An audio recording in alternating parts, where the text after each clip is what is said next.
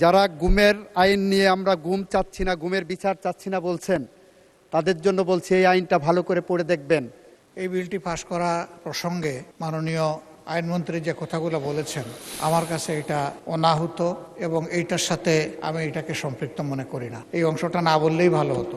মাননীয় মন্ত্রী, বাইরে কত লোক কত কথা বলে। আপনি সংসদের মধ্যে যে আলোচনা হয়, ধন্যবাদ। আপনি সংসদের আলোচনার মধ্যে সংসদ সদস্যদের বক্তব্যের মধ্যে আপনার বক্তব্য সীমাবদ্ধ রাখেন। বাইরের কথা শোনার প্রয়োজন জাতীয় সংসদে এখন নাই। মাননীয় আইন, বিচার ও সংসদ বিষয়ক মন্ত্রী জনাব আসাদুজ্জামান, আপনি বিলটি পাশ করার প্রস্তাব উত্থাপন করতে পারেন। মাননীয় স্পিকার, আপনাকে ধন্যবাদ।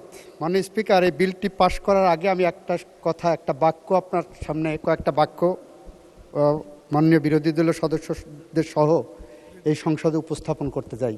এটি এমন একটি বিল যে বিলের মধ্যে ক্রাইম এগেনস্ট হিউম্যানিটির ডেফিনেশনের মধ্যে গুমকে অন্তর্ভুক্ত করা হয়েছে। এটি এমন একটি বিল যে বিলের মাধ্যমে আমরা আন্তর্জাতিক অপরাধ ট্রাইব্যুনালে গুমের বিচারকে সঠিক পথে নিয়ে যাওয়ার জন্য আমরা গুমকে একটি মানবতা বিরোধী অপরাধ হিসেবে ডিফাইন করেছি। সেই কারণে মাননীয় স্পিকার, যারা গুমের আইন নিয়ে আমরা গুম চাচ্ছি না, গুমের বিচার চাচ্ছি না বলছেন, তাদের জন্য বলছি এই আইনটা ভালো করে পড়ে দেখবেন। যে গুমটা ক্রাইম এগেনস্ট হিউম্যানিটিতে ছিল না, গুমটা ক্রাইম এগেনস্ট হিউম্যানিটির মধ্যে আমরা অন্তর্ভুক্ত করে গুমের ব্যাপারে আমরা যে বিচার করতে বদ্ধপরিকর, সেইটারই একটি ডেমনস্ট্রেশন এই আইনের মধ্যে আমরা এনেছি। মাননীয় স্পিকার, বিরোধী দলের নেতা বলুন।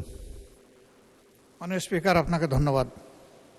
এই বিলটি পাশ করা প্রসঙ্গে মাননীয় আইনমন্ত্রী যে কথাগুলো বলেছেন, আমার কাছে এটা অনাহুত এবং এইটার সাথে আমি এটাকে সম্পৃক্ত মনে করি না।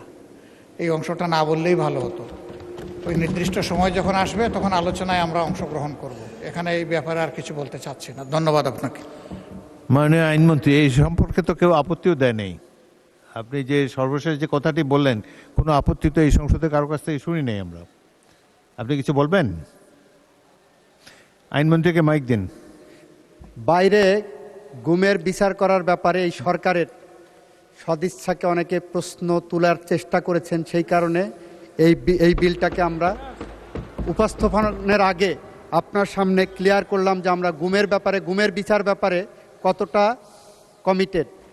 এই সরকার গুমের সাথে সম্পৃক্ত অপরাধীদেরকে বিচারের আওতায় আনার জন্য কতটা কমিটেড, সেইটাই মান্য স্পিকার আপনার মাধ্যমে গোটা পার্লামেন্ট এবং দেশবাসীকে অবহিত করলাম। মাননীয় মন্ত্রী, বাইরে কত লোক কত কথা বলে। আপনি সংসদের মধ্যে যে আলোচনা হয়, ধন্যবাদ। আপনি সংসদের আলোচনার মধ্যে সংসদ সদস্যদের বক্তব্যের মধ্যে আপনার বক্তব্য সীমাবদ্ধ রাখেন। বাইরের কথা শোনার প্রয়োজন জাতীয় সংসদে এখন নাই। এখানে আইন অনুযায়ী, বিধি অনুযায়ী যেটি উত্থাপিত হবে সে ব্যাপারেই আমরা কার্যক্রম গ্রহণ করব।